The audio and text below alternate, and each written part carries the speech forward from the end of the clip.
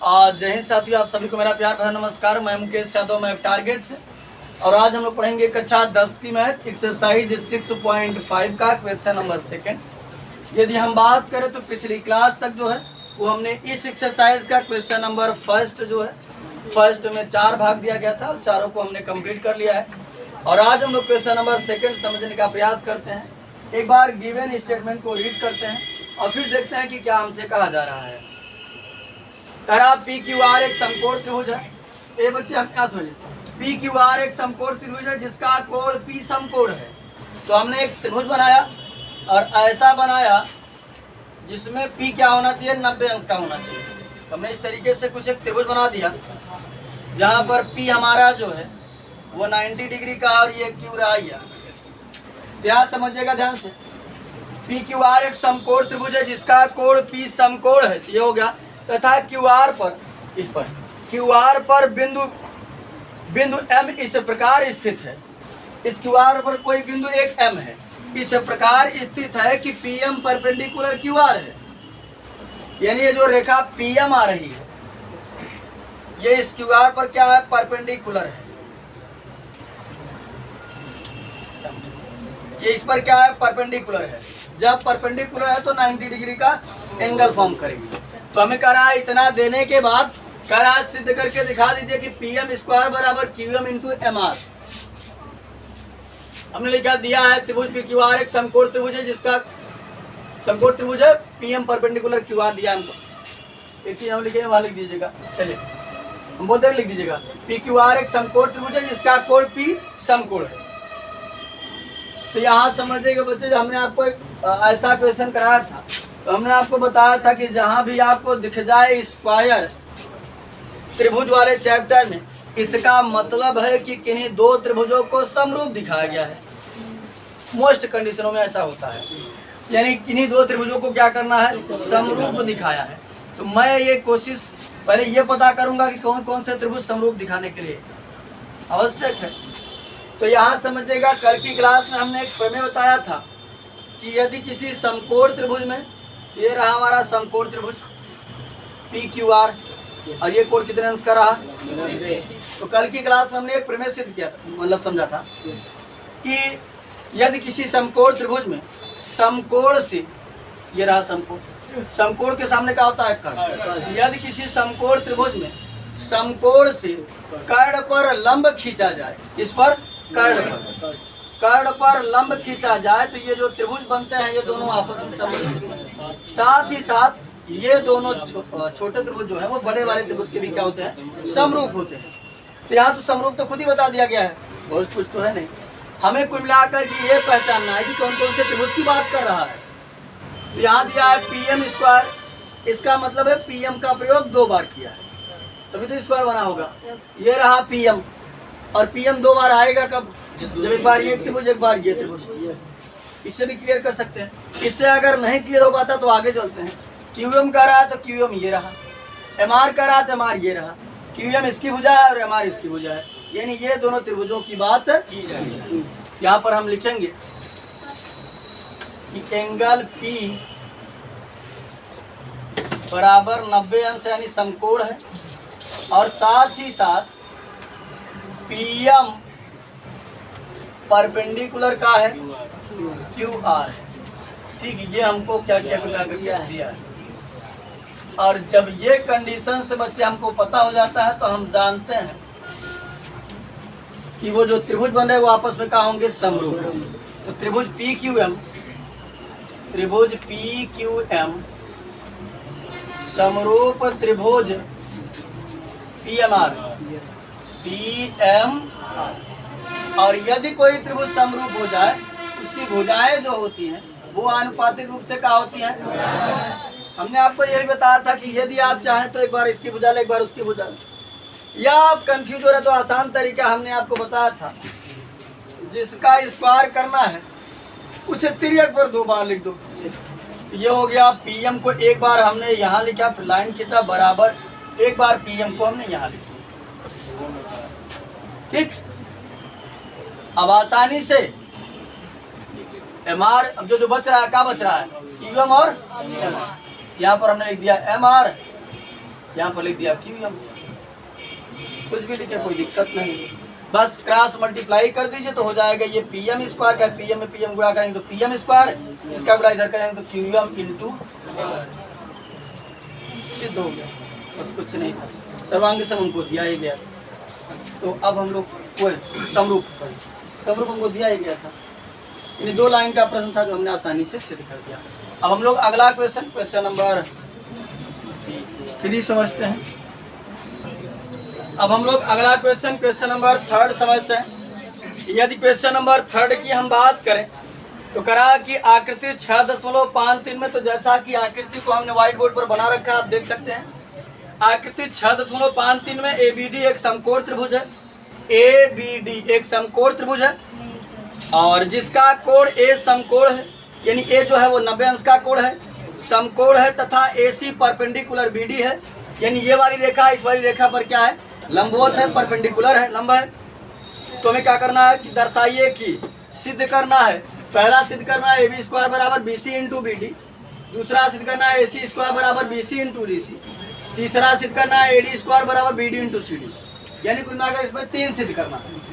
तो चलिए बारी बारी से हम तीनों को सिद्ध करते हैं। हमने हल में लिखा के दिया है ABD एक समकोण त्रिभुज है जिसका कोण A समकोण है, AC परपेंडिकुलर BD, ये क्वेश्चन में दिया गया था, सिद्ध करना ये भी क्वेश्चन में ही है। यहाँ से हम लोग सिद्ध करना प्रारंभ करते हैं बच्चे, तो समझिएगा ध्यान से। अगर हम बात करें एंगल A बराबर 90 अंश है, एंगल A बराबर 90 अंश, साथ ही साथ AC perpendicular BD, AC perpendicular BD है।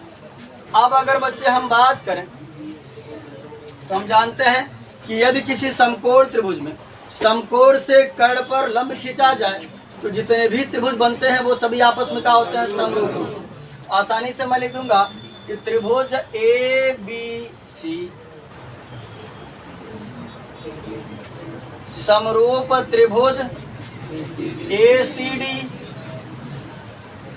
एक तो ये बनेगा, एक ये छोटा वाला बड़े वाले के समरूप होगा, त्रिभुज ABC समरूप त्रिभुज ABD, और एक ये वाला जो है ये भी बड़े वाले के समरूप होगा, त्रिभुज ACD समरूप त्रिभुज ABD, इतना बनेगा टोटल, हम पहले ही बताए हैं। तो हम जानते हैं कि यदि किसी समकोण त्रिभुज में समकोण से कर्ण पर लंब खींचा जाए तो जितने भी त्रिभुज बनते हैं वो सभी समरूप होते हैं। तो 3 कंडीशंस यहाँ बन रहे थे, ये वाला इसके समरूप हो सकता है, ये छोटा वाला पूरे के समरूप हो सकता है, ये पूरे के समरूप हो सकता है, तो हमने दिखा दिया। अब हमें देखना है कि क्या क्या हमको सिद्ध करना है। पहला देखना है कि AB स्क्वायर बराबर BC इंटू BD, हमने आपको शुरू में ही बताया AB का स्क्वायर किया है, इसका मतलब AB को 2 बार लिया गया होगा। तो हम ये समझने की कोशिश करेंगे कि AB किस में आ रहा है, एक छोटे वाले त्रिभुज में आ रहा है, एक बड़े वाले त्रिभुज में आ रहा है, यानी छोटे वाले त्रिभुज को और बड़े वाले त्रिभुज की बात की जा रही है। यहाँ से नहीं क्लियर हो पाता तो आगे चले जाओ। BC बात करे अगर तो BC ये रहा, BD बात करे तो BD ये रहा, यानी छोटा वाला त्रिभुज और बड़े वाले त्रिभुज की बात की जा रही है। यहाँ लिखेंगे यानी कौन सा त्रिभुज है, ABC, यानी यही वाला है। ध्यान समझो बच्चे, ध्यान से, एक बार लिख रहा हूँ तो फिर से लिख दो, नहीं तो लिखिए एक बार फिर से मेंशन कर दे रहा है। त्रिभुज ABC समरूप त्रिभुज AC, अगर 2 त्रिभुज समरूप हो जाए तो भुजाएं आनुपातिक रूप से क्या होती हैं।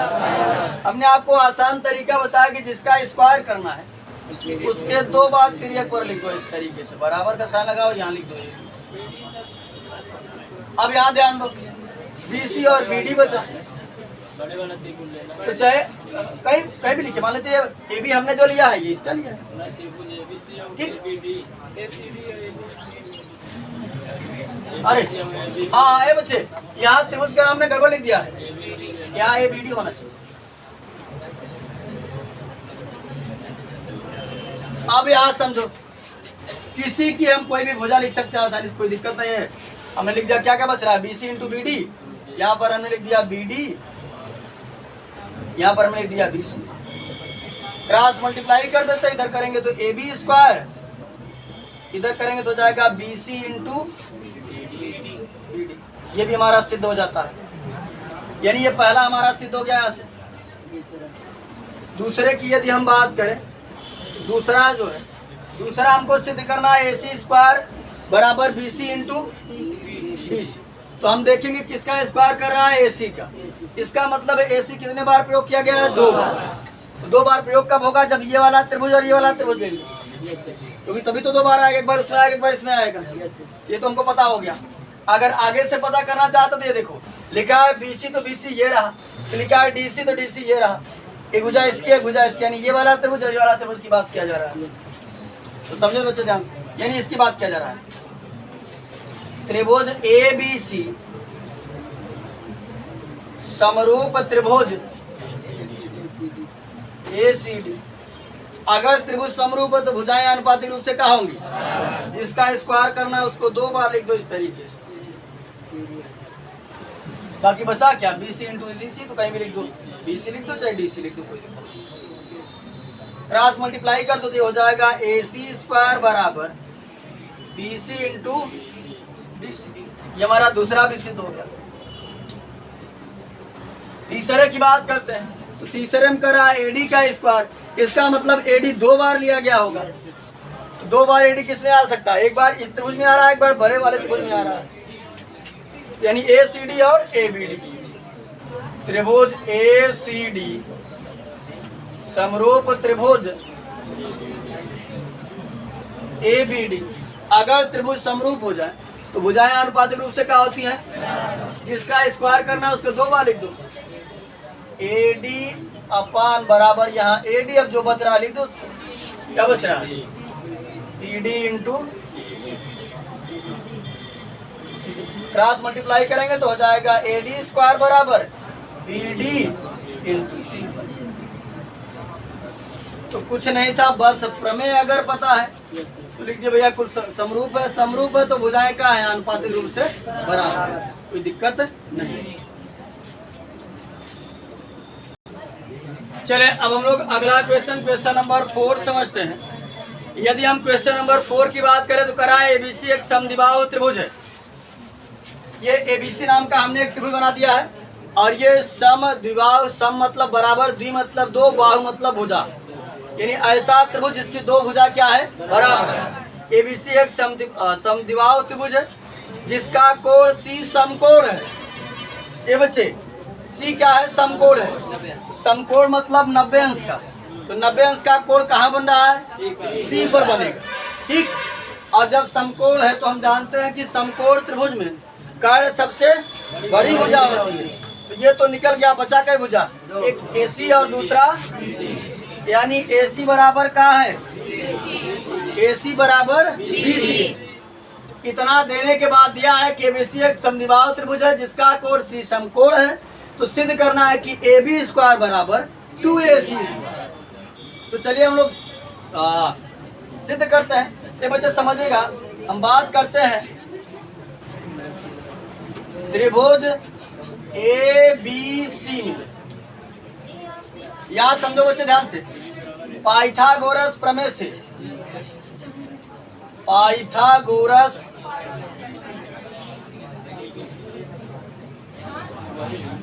अगर कहीं किसी की समस्या हो तो बताओ, हम सॉल्व करें। पाइथागोरस प्रमेय से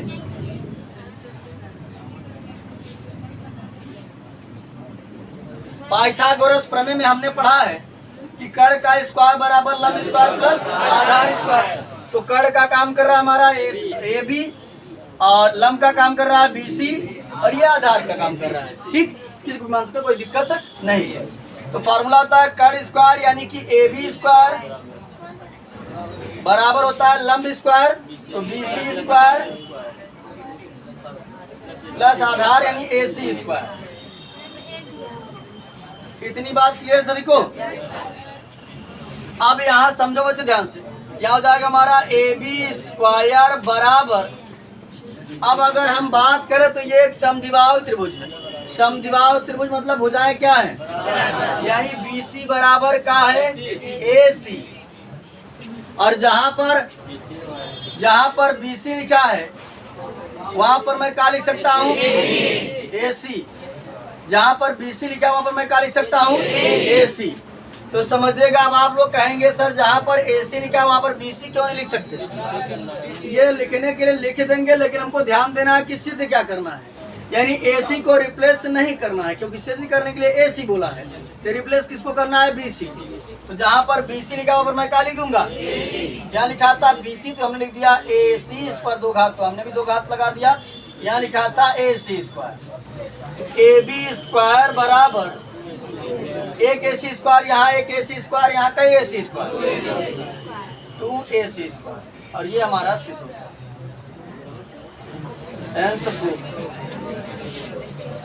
आसानी से हमने सिद्ध। तो आज की क्लास में जो है वो हमने एक्सरसाइज 6.5 का क्वेश्चन नंबर 2, 3 और 4 कंप्लीट कर लिया है। बाकी जो बचे हुए क्वेश्चन हैं उसे नेक्स्ट क्लास में कंप्लीट करने का प्रयास करेंगे। तो इस वीडियो में इतना ही, बाकी मिलते हैं नेक्स्ट वीडियो में, तब तक के लिए जय हिंद।